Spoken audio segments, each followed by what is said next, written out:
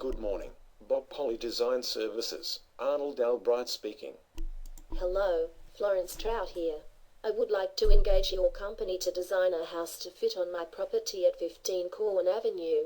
Hello Florence, so pleased you have chosen our company to design your new home at 15 Corwen Avenue. Do you know the legal description of the property? It's usually written on your rates demand. Yes, I have the legal description. It is Lot 60 PS 77525. Excellent, and the certificate of title details would be helpful if you have them handy. Yes, the certificate of title is SA61C/490. Great, and the property is in your name. Yes, the house is owned solely by me, Florence Ethel Trout. And your contact details are? Best you contact me on my cell phone at 0216523744. My mail address is 26 Reflux Esplanade, or you could email me at flowtrout@gmail.com. Cool, I will do a bit of research before coming to see you with our proposal. I will look forward to your visit. Have a nice day. Cheers, fantastic. Okay, bye. Alright, now that we have all the details, we can start looking at the Land Information New Zealand site called Land Online. So here it is at the site, and we start to go into the site for the sign-on. It's behind a bit of a paywall, so we do need to follow through various security procedures. The site itself costs about $1,000 a year to belong to for a company, and then individual security licenses are issued to various people who can then have access to the site and various sections on the site. Most of the surveyors use the site to put their plans digitally into Land Online rather than physically drawing them. So here we are signing in into the site and logging on. We get various little procedures. This is a little security issue here with one of the files that we just have to download. So now we're into the site, into the log on area, and we're just waiting for the site to load into what's called the workspace, which is the surveyor's workspace. In the workspace, this is the area where as a surveyor we do a lot of the work, but one of the initial stages of all work is to do the searching for the information related to the job. So we have all of the information about Florence Trout and her property. So in a small amount of time the Land Online area will fire up, and that's what we're waiting for now. So here it is, the work area. You can see all of the plans that I've been working on and waiting to lodge, and over there on the left hand side you can see the little binoculars icon, which is searching. So we're going to start looking in at the search area now, and that should take a little bit of time to fire up. There's various ways of searching. You can just search directly for the plan, or you can search in a graphical area, which is called the search in the spatial view, which is a live sort of search. So here is the spatial view, which we're clicking now, which opens up in the first instance a map of the whole of New Zealand. There are a number of ways that we can search for things. We can search on address, but having the DPS number is certainly the best way of searching, as it gets us directly to the property that we're dealing with. So we can search on street address, road name, although street addresses and road names are usually, or can be, quite difficult. So here we are, we're searching on the survey number, and we're typing in the survey plan DPS 72524, I think it is, that Florence gave us in our discussions.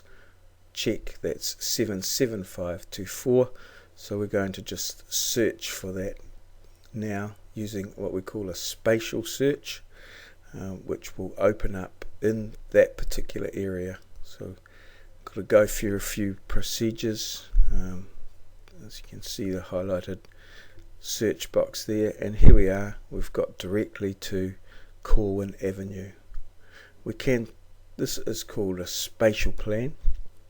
We can take a copy of the spatial plan just as a PDF, and we can zero into various parts of the plan to get it. It's also layered, so we can turn layers on and off to get a more clear plan or to highlight particular things. So in the first case here, we're going to make a copy of the plan, spatial map print. We can call it what we like. It's a good idea to set it to a reasonably known scale rather than an oddball type one, and you can obviously name it whatever you like. When it prints these plans out, usually it prints them out as a PDF through a mechanism called Uniprint in this instance, but in this particular case the Uniprint function is not working particularly well. I don't know if it's because I've got the screen capture software on or not. So here I've highlighted the live parcel, and we're going to click on lot 6, which is Florence's property, and using the map utilities add to tree, relate selected objects, which is lot 6 there, which is talk about the property, and then related title, so that adds the title to the property, and we can actually look at the title. Now when I'm looking at titles, I choose generally to look at the historic title, which gives a rundown of a lot of the actions that have happened on the property over the years. The copy that I've actually prepared, the copy that I have actually found for you and given is actually not the historic copy, it's the current copy, which just only shows the relevant details.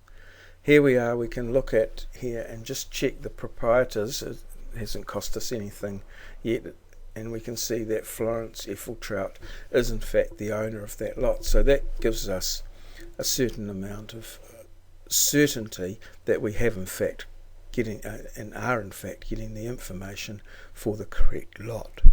If you just see down in the bottom right hand side of the screen, you'll see current fees. That tells us what the costs are. So every time we order a plan or a title, it costs about $5, which is put against our account, and they're sent out monthly. So we can turn on the street address, and again we can see that it's 15 Corwen Avenue. So again, that just cross-checking all the data that we've got from Florence to make sure that we've got the correct data. Again, we can locate the plan, which is DPS 77525 tools. Up there we can click on the plan. So first of all we must select the layer, registered survey plan references. Then we can select it with the little yellow square, go to add to tree, selected objects, and that adds the plan DPS 77525 to the tree. From there we can open the plan if we wish and download copies of the plans, both what is called the survey plan and the title plan. At this point I'm not quite sure what's going to happen next. We're going to look at the title, so I'm clicking on the historic title there, and there we have what is called the computer freehold register. These are the current versions of the historic title. Well, it shows all of the dealings that have gone on. Some of them have since been superseded, and you'll notice that the copy you have, which is the current one, does not have some of these things on it. For instance, I think the mortgage to the ASB Bank, which has subsequently been discharged, will no longer appear on the current version of the title. It would only be the current interests, which would be the land covenant and the transfer to Florence Effeltrout. Over on the right hand side you'll see the image view, and this eventually when we get there it shows a copy of the original title prior to the new system. Here we are trying to print out a copy of the title. In this case here, because it's a PDF, that function is not working quite so well, so it'd be a bit difficult to get the copy. It's not quite working how it normally does. Here we are at the old, what was the old title system, the Torrens system, where people had a physical certificate of title as an original document, and all of the dealings and what have you were recorded on that title. So you can see some of the previous dealings on here, but at a point in time the title itself has been superseded by the current versions. So we're now storing a copy of the title. You can see I previously had a copy of the DPS, so we're going to send a copy of this title, which is stored as a TIFF file. So that certificate of title, South Auckland 61C. The storage system doesn't like the backslash, so we just leave a gap there, 490, and we save a copy of that, and you'll notice that we've incurred a fee of $5 for that copy of the title. So this explains sometimes why people are a little bit precious about getting copies of titles and things like that. Normally, if you get one of the copies of these titles, sometimes from the council or from a lawyer or something, you could be charged anywhere from $20 or more for obtaining one of these titles, but the actual cost is $5 at Land Information New Zealand. We're now going to perhaps have a little bit of a search for the instruments from the title. I'm just not quite sure. Here we're going. So we're going to take a note of the instrument there, which is the Land Covenant B426 731.8. We can obtain a copy of that if we need to. At the moment, we're just having a bit of a look at the title here. I think I might have tried during the course of recording this of trying to get another copy done just to see if I could get that to work, but unsuccessfully haven't cut that out. So here we go back to the search menu, and we're going to look for the instrument, which is the Land Covenant. So we add, and we just type in the number here,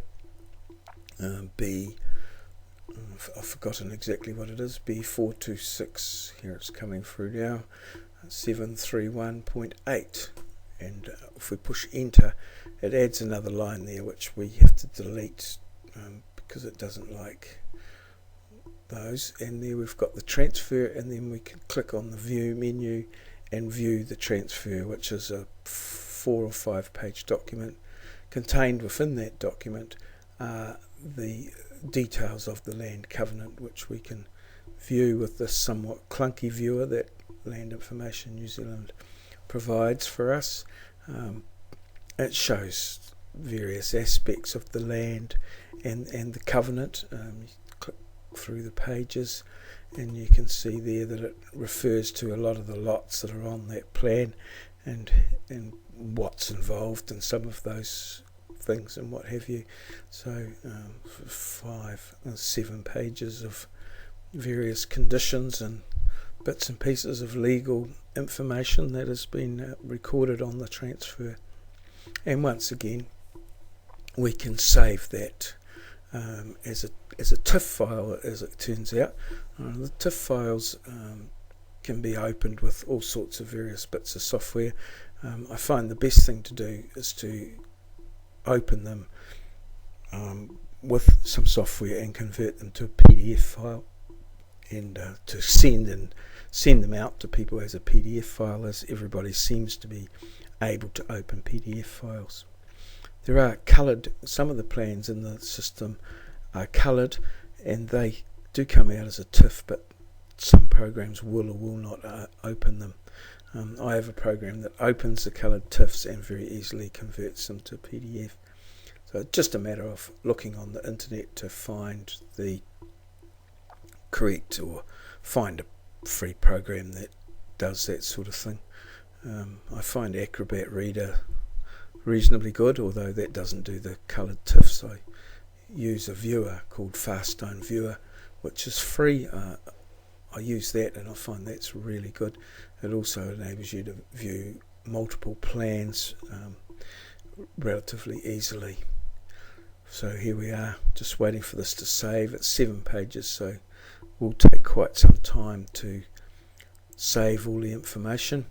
And that's just about us finished. I think we've just about got all our documentation. We've got the plans giving the dimension of the property. We've got a copy of the title that tells us that who owns it. We've got the historic title and what have you. All good.